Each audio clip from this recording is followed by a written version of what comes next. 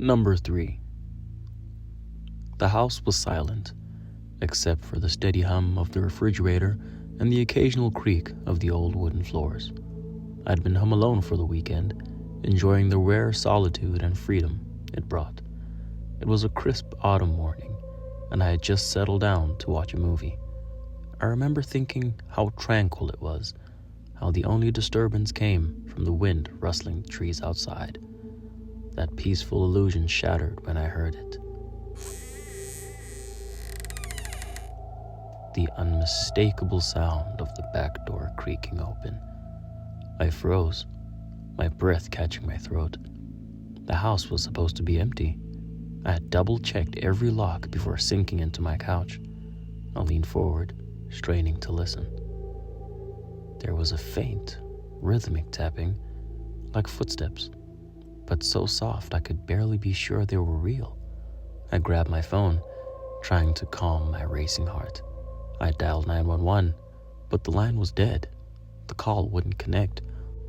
Panic seeped into my bones. I crept toward the back hallway, where the door was. The darkness seemed to press in from all sides, the shadows warping into sinister shapes.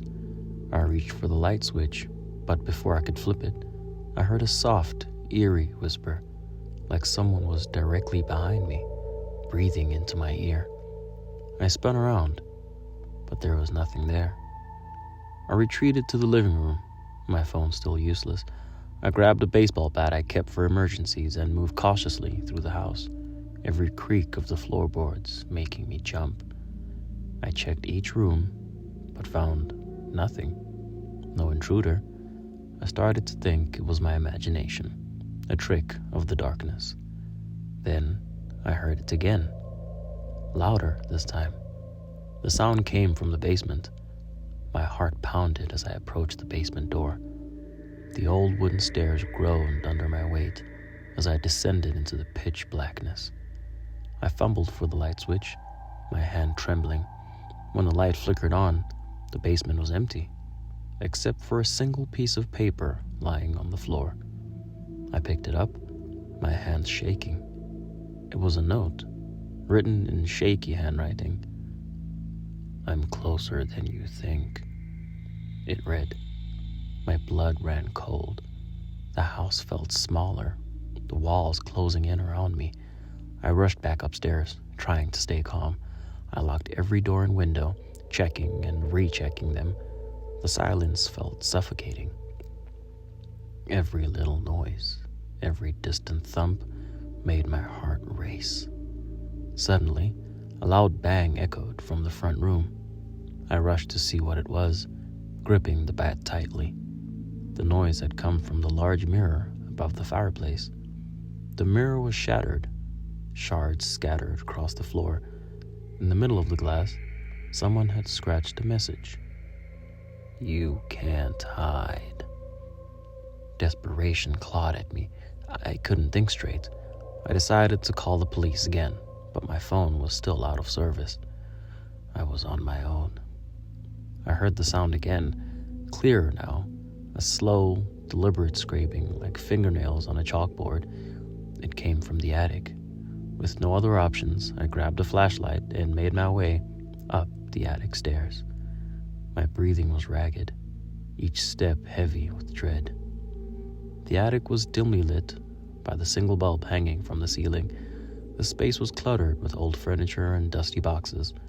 I swept the flashlight across the room, but there was no one there. Yet the scratching continued, more insistent now, coming from behind a stack of old trunks. I approached the trunks, my flashlight flickering.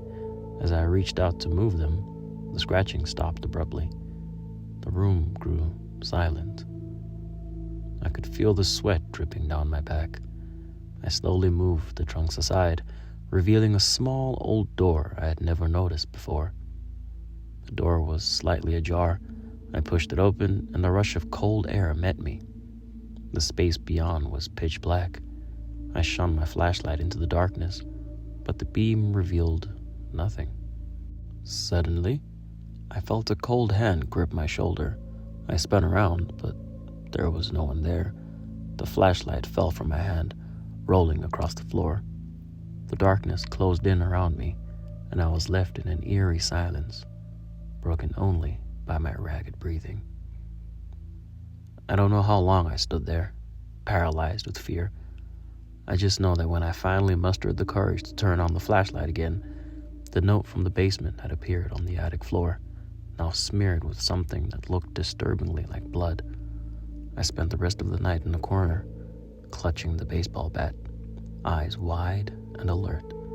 The sound stopped, but I knew the intruder was still there, watching, waiting. The sun finally rose, and I stumbled outside, but I never saw anyone. The police found no trace of the intruder and no sign of forced entry.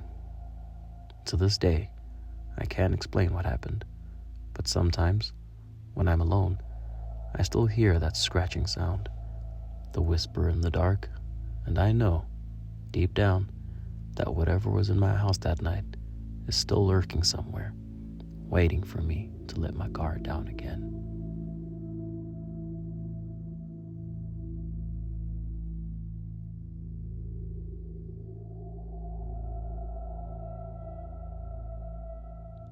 Number 2. When my parents left for their weekend getaway, I was thrilled to have the house to myself. At 18, this was the first time I'd been alone in such a big, empty house, and I intended on making the most of it. I invited a few friends over Friday night, but after they left, the quiet settled in, wrapping around me like a cocoon. I spent Saturday lounging around, watching movies and listening to music.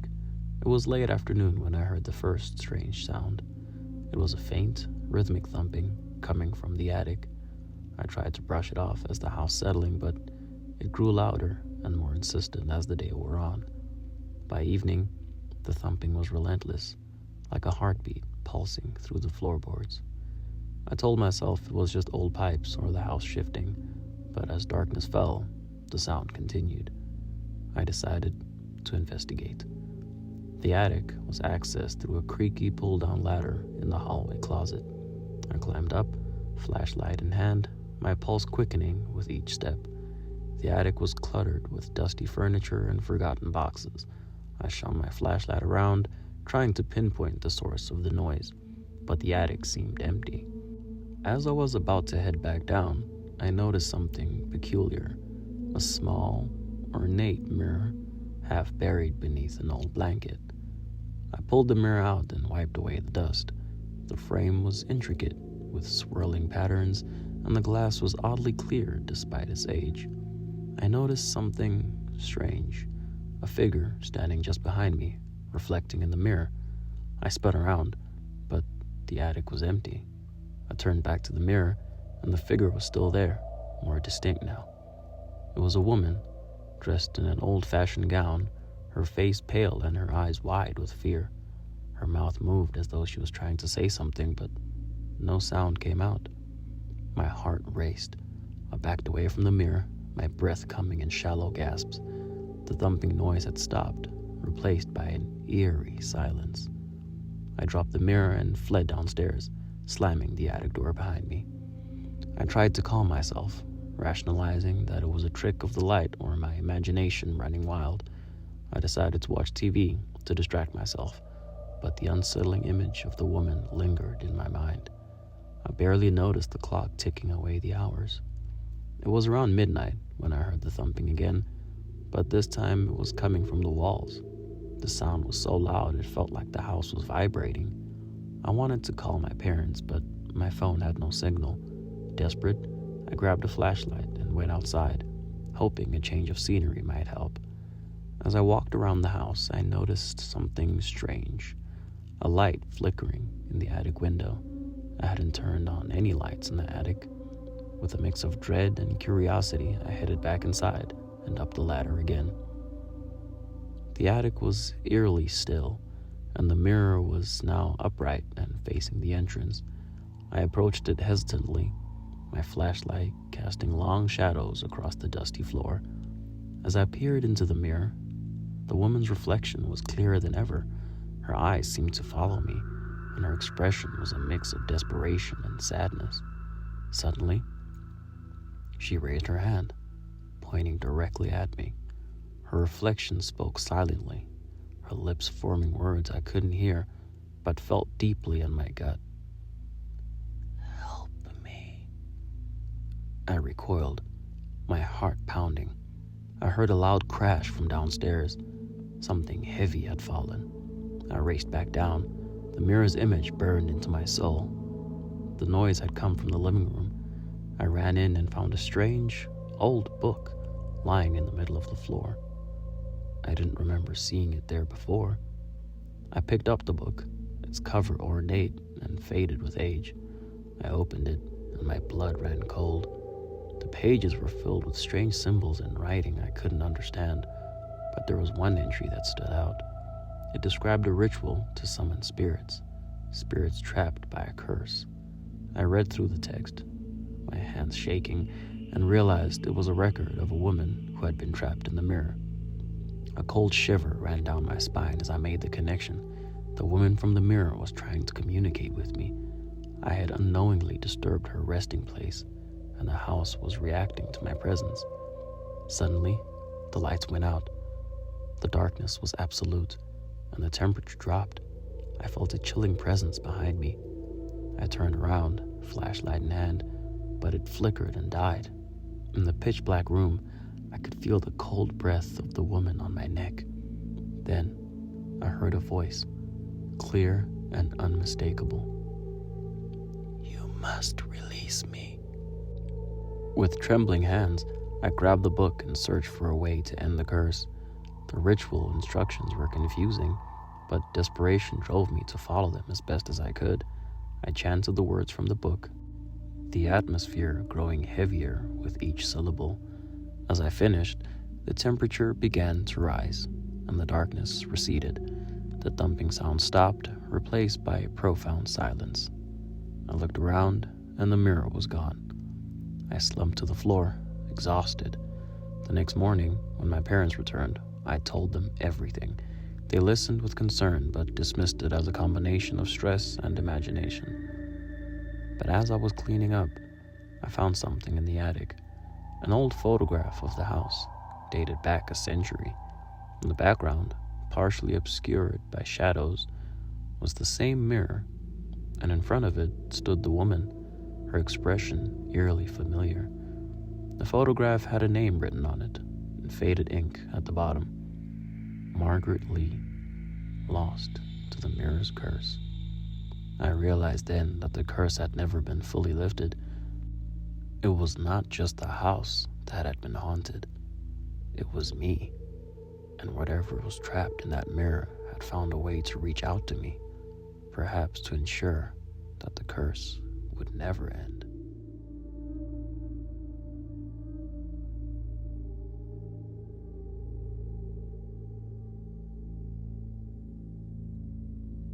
Number 1. I was supposed to be alone for the weekend. My parents had left for a wedding, leaving me with the house and its usual quiet. I'd planned on catching up on some much-needed relaxation, but everything changed on a chilly Friday night. The night started like any other. I was lounging on the couch, watching TV with the lights dimmed. Around midnight, I heard a soft thud from the front door. My heart skipped a beat. I went to check, thinking it might be a package or maybe just the wind. But when I opened the door, no one was there. I shrugged it off and went back inside. A few minutes later, I heard the thud again, this time louder. I hesitated before opening the door, peering into the darkness. My breath formed a small clouds in the chilly air, but there was nothing. Just as I was about to close it, I noticed a man standing at the edge of the driveway. He was tall, wearing a dark coat that seemed out of place for the weather. I couldn't see his face clearly, but there was something unsettling about his presence. Before I could react, he turned and walked away, disappearing into the shadows. I locked the door and went back to my TV show, trying to ignore the uneasy feeling creeping over me. The night wore on, and I eventually went to bed, but sleep didn't come easily. I kept hearing faint noises, a scraping sound, a soft knocking. At around 3 a.m., I was jolted awake by a loud crash. I sat up, heart pounding. The sound had come from downstairs. I grabbed a baseball bat from under my bed and crept down the stairs. The house was dark, the only light coming from the street lamp outside. The living room was in disarray. A lamp was knocked over, casting long, eerie shadows across the walls. I scanned the room, trying to stay calm, when I saw him, the same man from outside, standing in the corner of the room. "Who are you?" I demanded, raising the bat. My voice trembled. The man didn't answer. He just stood there, motionless, his eyes hidden under the brim of his hat. My fear turned to anger, and I took a step toward him. That's when he moved. He lunged at me with surprising speed, knocking the bat out of my hands. I stumbled backward, my heart racing. He grabbed me by the collar and threw me to the floor. I tried to fight back, but he was stronger, pinning me down with ease. "Why are you doing this?" I managed to gasp, struggling to break free. The man didn't speak. Instead, he reached into his coat and pulled out a strange, old-fashioned key, holding it up for me to see. It was tarnished and intricate, with a design that seemed almost antique. He didn't use it immediately. Instead, he took a moment to observe me, as if considering something. I could see the faintest hint of a smile beneath his hat, and it chilled me to the bone. The next few hours were a blur of terror. He tied me up, using ropes that dug into my skin. He moved through the house methodically, opening drawers and closets as if searching for something. His silence was more unnerving than any threats he could have made. Eventually, he came back to me. He held up a small, dusty box that had been hidden in a drawer. I had no idea what it was, but his expression told me it was important. He opened the box, revealing a collection of old photographs and documents. I watched in horror as he began to sort through them. The photographs were of the house, but the people in them were different, older, dressed in clothes from another era. One photo in particular caught my eye, a family portrait with a familiar face. It was my own. The man looked at me, his eyes finally visible under the brim of his hat. They were cold and empty. He spoke for the first time, his voice low and chilling. "You're the last one." Before I could react, he grabbed the photograph and held it up. It was a picture of me, taken without my knowledge. The realization hit me like a punch. He wasn't just a random intruder. He was after me specifically, and I had no idea why. Just then, a loud banging noise erupted from the front door. The man froze, his eyes darting towards the sound. I took the chance to struggle free from the ropes, my hands bruised but functional. I made a run for it, racing to the door and flinging it open. Outside, the police were standing with their guns drawn, having responded to a tip-off. It was David, my neighbor, who had called them, who had seen the stranger lurking and had informed the authorities. The police arrested the man, but the terror didn't end there. As they searched the house, they found something else. An old journal in the box with the photographs. It detailed a series of events from decades ago, including the kidnapping and murder of several people, all linked to my family. The final entry was a chilling revelation. The man was part of a cult that believed our family was cursed, and his role was to ensure that the curse was fulfilled by killing us all, one by one. As the authorities took him away, I was left with the haunting truth. My family had been targeted not just by chance, but as part of a dark ritual that had spanned generations. The man wasn't just a random attacker. He was a part of something much bigger and more sinister. And the most terrifying part, the journal hinted that the curse might not be over yet.